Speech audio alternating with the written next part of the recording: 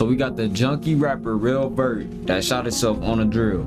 And this what he called himself. He didn't adapted the name now, so we finna get into it. Name has been one full of death and betrayal. From turning his back on his former gang to losing his closest friends due to gun violence, Rell Vert has overcome a dark past as he navigates his rap career through the grimy streets of Chirac. While being associated with Chicago's notorious bloodhounds, the Rell Vert story is one full of substance abuse and betrayal, as his former gang is gunning for Vert as we speak.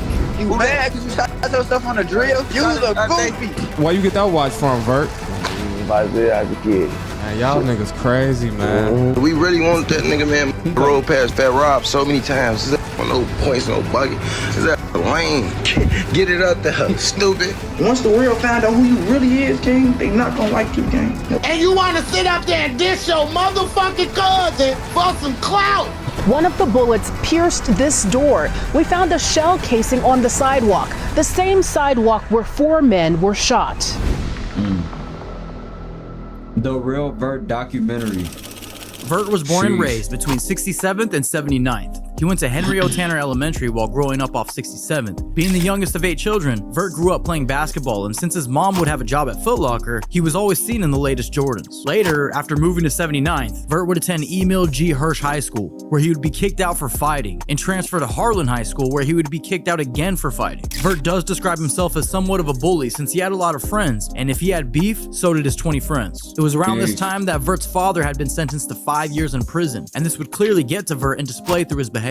Thankfully, Vert would end up with a girl to settle down with in about 2017, who he would end up staying with for quite a while, and she would help him navigate through these confusing times. It is notable to also mention that it was around this time that Vert would really start to hang out with Jay Boogie and the infamous Lil Jeff, the Bloodhound Brothers. Vert claims that he had been smoking weed since he was 13, and it wasn't until about 18 years old that he would start getting into Xanax and Percocet, which would have a major impact on Vert moving forward. Similar to Lil Jeff, after high school, Vert would start to be rejected by colleges for playing basketball, and that would really start to kill his confidence. Vert would at that point fully shift his focus to making music, and the rest would be history. Now, Vert's controversy would start around this time with his old hood, Trap City, as he's seen here with them in this photo. Trap City Rob and other members would make claims that ever since Vert started hanging with Lil Jeff and the Bloodhounds, that he would start to switch up. This all would come full circle, as we all know Lil Jeff was killed outside of Trap City Rob's grandma's house, and he would even be picked up and arrested at that same location later on, but I digress. Vert would then drop what seems to be his first video titled Piss Me Off, shot by AMF Visuals, which at the end he would even say, shout out them bloods. The following month in December 2021, Vert would drop another visual for Gang Shit, featuring the famous Bloodhound JB Bin Laden, which was Vert's first huge song. JB Bin Laden is one of the longest known members of Bloodhounds and had already been rapping with some of the big names at the time. Not only did this help boost Vert's career, but it would also solidify Vert as a publicly known Bloodhound, in which his friends from Trap City would start to notice a change in Vert. Soon, to start off 2022, he would sit down for an interview with Truth Teller TV, where Vert would bring Trap City Taro on camera, and would also let the world know where he's from. I'm from 67 Trap City and 79 Drill City. My name Rell Vert, man.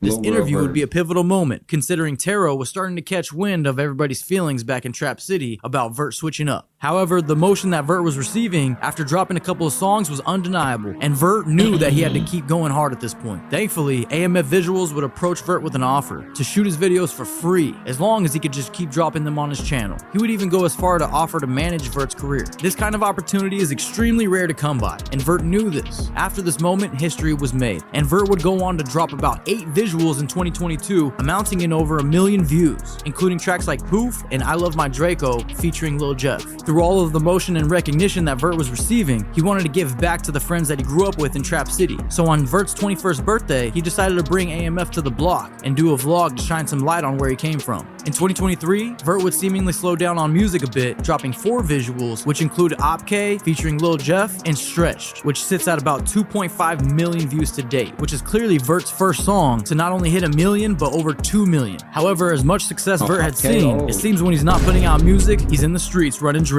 We would hear about it when Vert would be on live with his ops, and they would claim that Vert recently shot himself on a drill by accident. Talk to them. You mad because you shot yourself on a drill? Alright, okay.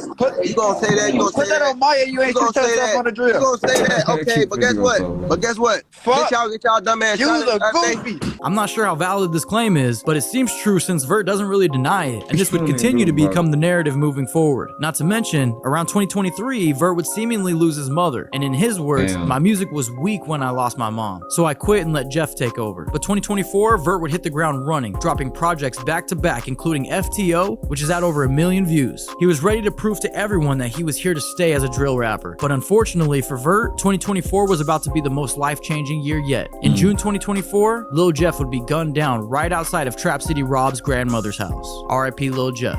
Soon after, Vert would drop a vlog from his recent 23rd birthday back in May, in which we would see the bond that Vert and Lil Jeff really shared together. Then, only a month later, in July 2024, the Bloodhounds would lose another member, Lil Scoop, after he was backdoored by a female. R.I.P. Lil Scoop. Vert was now dealing with the loss of his two friends after just celebrating his 23rd birthday together. He would be seen on the couch of DJU TV for a full in-depth interview, considering the last time he was seen on this same couch was with Lil Jeff back in May. We would really get to know Vert through this interview, where he talks about his drug addiction, making a girl snort a perk, and also seen flexing a watch, which he claims he stole from the ops. Mix they drugs anyway, so that shit get you higher if you mix it. A motherfucker mix a Zen with a perk and you know? That shit get you higher, so shit. Yeah. Okay. Now, it was actually a video posted of yourself doing it. You and the white girls. I made the white girl Tony. I made her as Tony. I said, yeah, boy, go ahead. We in the county, yeah, though. Yeah, so. Shit, my fuckers go through shit, man. Okay. My fuckers go through shit, man. So it's like, I don't know shit. And it's a controlled substance shit, so you know how that shit go.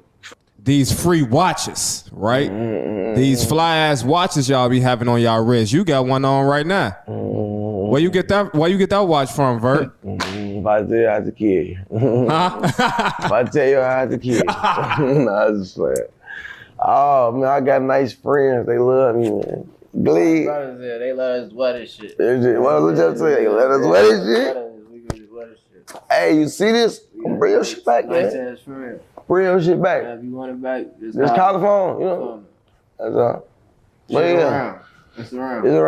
Man, y'all niggas crazy, man. Jeff and Scoom's murder would take the internet by storm, and soon everyone knew who the Bloodhounds were, and Vert was ready to capitalize on this opportunity. Because in 2024, Vert would drop a total of 18 visuals racking up over 12 million views. Now, just like every other story we cover, as soon as an artist gets a ton of recognition, someone from their past feels like they got left behind. In this case, it would be none other than Trap City Taro, the person who would be seen sitting right next to Vert in his very first interview. Taro would go on DJU to let the world know that he thinks Vert is, quote, fake, and he switched up. He was playing in that middle shit for too long, lying to us like he went with my, you know, this your best friend and shit. You lying to us, and we your real homies. You don't even know dude. You met dude in 2021. So you've been knowing him for 3 years, and I've been knowing you for 10 years. So? That's why we fell out. So?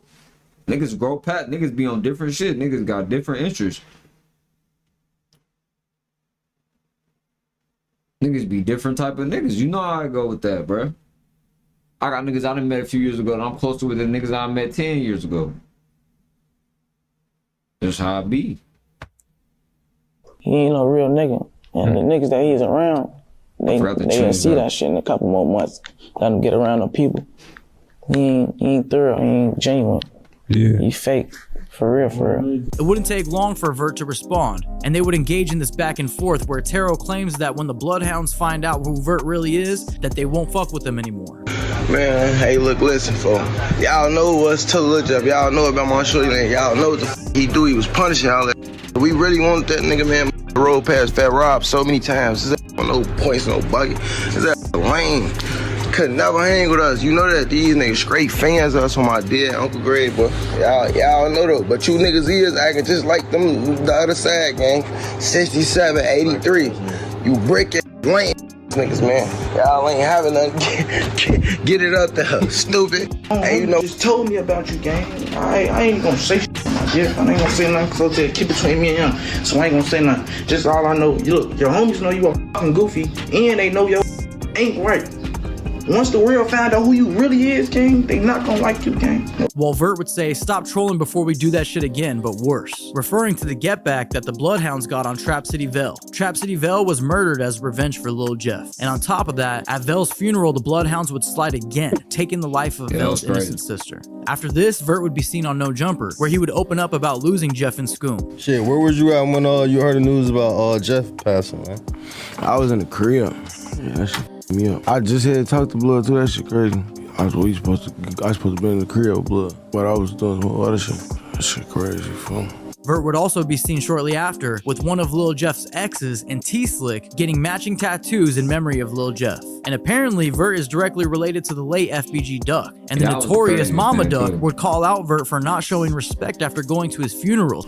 You know that's my little cousin, right? Vert, yeah. His mama last name Weekly. That's my first cousin. I didn't talk to Terrell. His name Terrell. Y'all call him Vert, but his name Terrell. And I'm telling my little cousin, I can take this shit from these other people, Vert, but Terrell, I can't take it from you, baby. You want to get it in the middle of this shit, and you want to sit up there and diss your motherfucking cousin for some clout. Vert would respond by denying these claims, saying, I didn't go to dude funeral. I don't give two fucks about no Duck, 63rd, none of that. Vert would also troll the ops after they allegedly came to take out Vert and got met with a headshot while hanging out the window of a vehicle. I guess to top all this off, Vert's hairstylist would let the world know that she refuses to do house calls after visiting Vert and saying, quote, I'm not gonna do none of that weird cluck vibe ass shit. And Vert would respond with, you broke and want some clout. By 2024, Vert would shift his focus back in a positive direction, pushing his career forward. He would be involved in a vlog with Brandon Buckingham, where they were shot at leaving a studio. Shooting happened right outside of Studios. As a matter of fact, I want you to come take a look at this. One of the bullets pierced this door, and that's not the only one. We found a shell casing on the sidewalk, the same sidewalk where 4 men were shot. But more notably, Vert would then be brought out to a trippy Red show, seen backstage. It's crazy, like, it's like the most people that's not in the most stable, correct mindset get the biggest platform, bro, and get the attention. But this is the thing though, bro. The attention, the reason why they can't enjoy their success and enjoy their fame, because it always come with all this damn turmoil. I'm not saying they didn't earn it. Vert been rapping for a minute, right? But when you got deaths boosting your shit and beef and everything is rooted in just low frequency, bro. It's like these niggas don't enjoy life no matter how rich they are. These pictures, they look good. Trust me, it looks good. You get around them, they have no energy. They falling asleep. The hair lady don't even want to do their hair. Why is that? Because they just probably sloppy, just at Juice WRLD Day and put out a video with net spend titled What It Was, which is at almost 1 million views now. However, to wrap up 2024, Vert would drop a diss track titled Sweet, where he would diss the ops from Trap City. Then he would post the crime scene where his ops were gunned down with the caption saying, and they want to diss me? Vert was clearly still on a dark path and things were about to get worse. Coming into 2025, Vert has dropped 4 tracks at the time of this recording, a couple being Used to Be Dusty featuring Baby Chief and Chasin', which has hit over 1 million views. But other than that, Vert has been faced with a ton of controversy, starting with Vert snorting a Percocet with females and posting a video of a woman dancing on his head. Not to mention Rico Reckless, who is a longtime friend of the Bloodhounds, would clap back at Vert after he was trolling in the comments saying, you let your homie die on a drill, stop playing with me shorty, referring to Lil Jeff. Vert would then respond by saying he would fly out to Texas to slap Rico's son. He only letting him do that because his son will never be in Chicago, but he don't, motherfucker gonna come out there to Houston. Hey, Grouchy, what you on? Motherfucker gonna come out there to Houston, smack the fuck out of his son. You was scared to fight the nigga Roof. What makes you think you gonna try to even play with us? It is clear that Vert is dealing with some deep-rooted trauma, after he would then post that he was in a dark place and felt alone. And not too long after this, we would see Vert on IG Live dancing when he got Percocet, then nodding off. Now, this should be extremely alarming to anyone who knows Vert, and after seeing his drug use get perpetually worse after losing Jeff and Scoom, I really hope that Vert can pull himself out of this dark place before it's too late. Thanks for watching. Don't forget to subscribe, and I'll see you. Man, but at the same time, a man gonna do what he wanna do. You thinking there ain't people around trying to help him out? He's gonna do what they wanna do.